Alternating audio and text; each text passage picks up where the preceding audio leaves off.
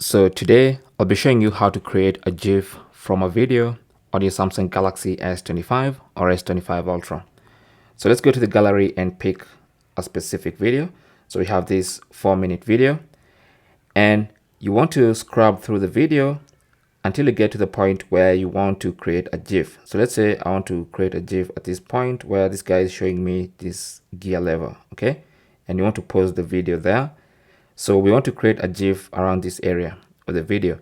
So once it's paused there, tap on the 3 dots in the top right corner and then select create a GIF. And it's gonna attempt to create a GIF in that area of the timeline. And you can move it to the specific location you want the GIF. Okay, you can adjust the length of the GIF.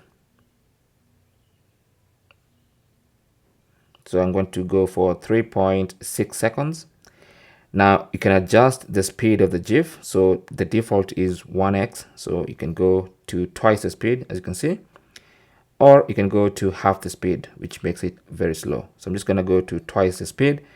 And then also the GIF moves forward. If you tap on this, you can have the GIF move backwards. And you can tap on it again and you'll have both arrows, which means the GIF will move back and forth, as you can see, almost like a boomerang from Instagram. Okay, so choose the movement you want, the speed you want, the length you want, and when you're happy with everything, you can now tap on save, or you can tap on the 3 dots and share. So let's go and tap on save. So you can see we have created a GIF using that clip. So now if we head out or into the gallery, you can see our GIF here, the one we just created. And even if you check the details, you can see it's actually a GIF, okay?